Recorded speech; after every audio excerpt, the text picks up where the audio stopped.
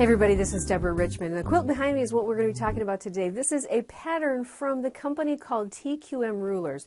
Now you may have already seen one of my previous videos. This is the TQM ruler that is called the Binding Tool.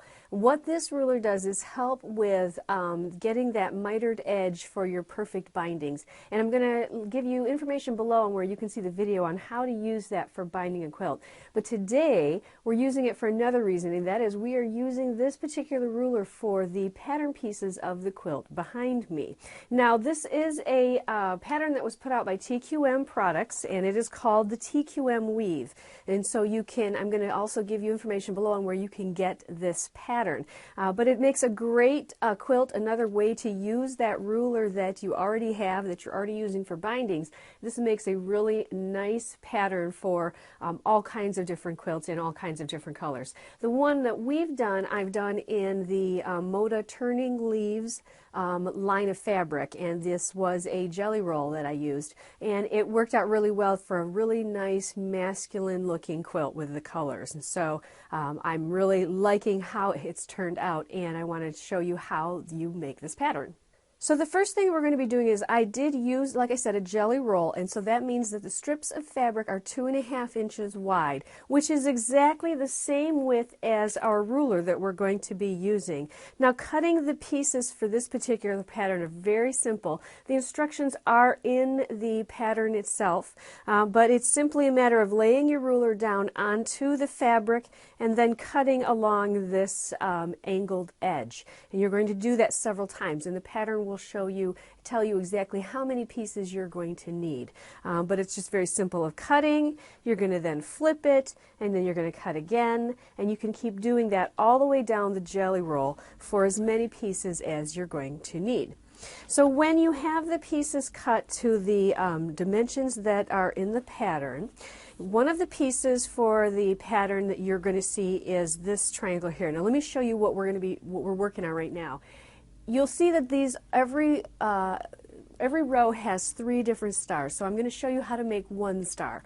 And so the piece that is the triangle in front of me is this triangle piece right here. So let's show you here, right here in front of us. Okay, so here's the block itself. Here are the triangles on the side that we're going to be using to build 4 different sides of this triangle. So the cutting instructions are in the pattern on exactly the dimensions to get this triangle. And we're going to then have some of our pieces for the quarter of a star. We have 2 different pieces. One is shorter than the other. Again, the cutting dimensions are in the pattern.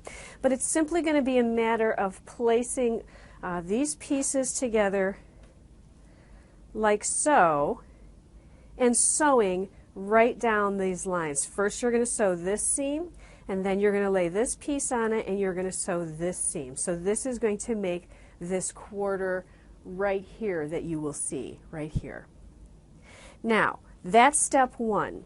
So let me show you now the next step. Okay, so what I have now is I have 2 of the quarter pieces for the star, and they are identical pieces, and we are going to sew them together just like this. So you can see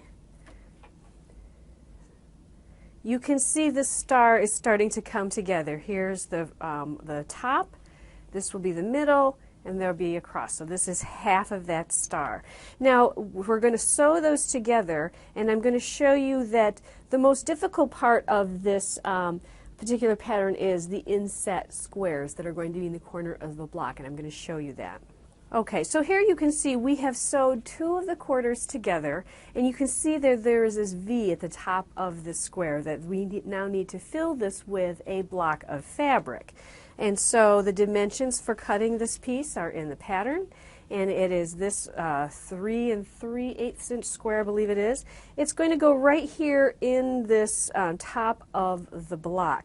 The way that we're going to accomplish that is that I have sewn these 2 pieces together, but I have left a 1/4 of an inch at the top of this seam. Let's see if we can do this. A 1/4 of an inch right here at the top of this seam that I have left unsewn. So I've sewn all the way up to the point till there's a 1/4 inch left, and then I stopped. We're going to need that space in order to work in this particular square of fabric.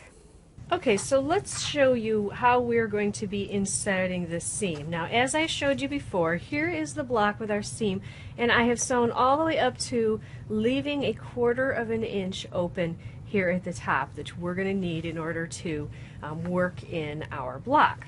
So let's take a look at this piece right here. This block is going to line up here. Okay.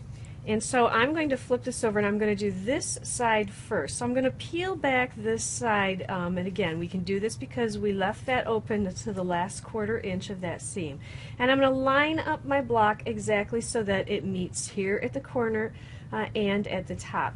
I'm going to go ahead and sew from the top to the bottom. I'm going to leave a 1/4 of an inch open right here because again I'm going to need that for our next step. So I'm going to go ahead and start at the very top.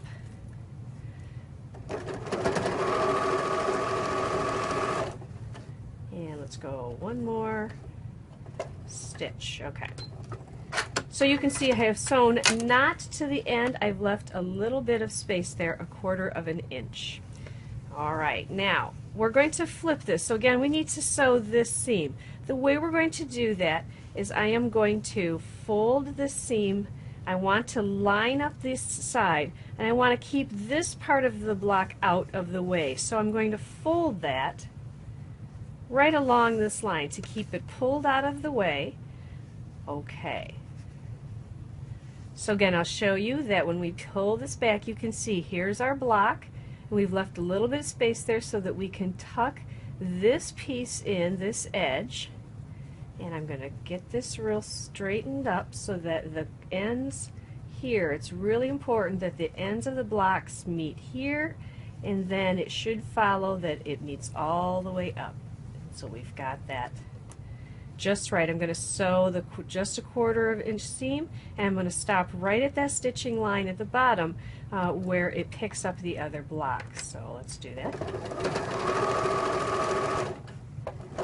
Now before I finish, you're going to see that this is the sewing line. It may not be that easy to see. This is the sewing line of the piece adjacent to it. The stitching stops here where the end of my finger is. I am going to sew right up to that. And one more stitch. Cut my threads, and so you can see now when I open up the block, I now have that in there just so. Now this is a part of the technique that does take some practice. Putting an inset Y seam is something that is an intermediate step, an intermediate type of skill, and so this block gives you lots of good practice at this. If you have any puckering here as you go through, you may want to take that out and line that up again. And don't be afraid to do that a few times. You'll get to where you'll get really good at these seams after you've done a few. And also know that after the block is finished, a good pressing is also going to help if there's any kind of extra bulk in this corner. And now we're ready to go ahead and take this back to the table and finish up our block. Okay, so now that we have inset our block into our first half of this piece, it now looks like this, and we're ready to move on finishing the block. So now what you'll see is that we have both halves. Here's half of the block with our inset seam, and here's the other half of the block with our inset seam.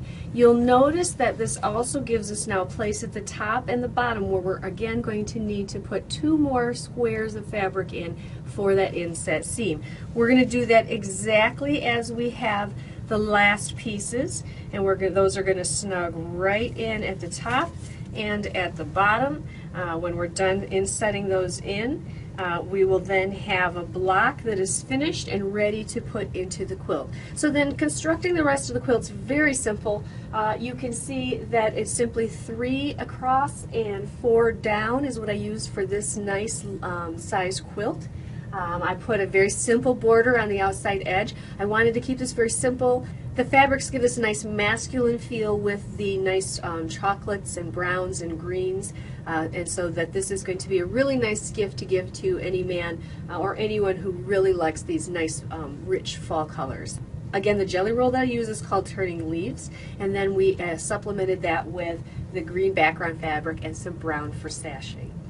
So again, this is the TQM weave pattern that again makes really good use of that ruler that we've been using for binding, the TQM Binding Tool.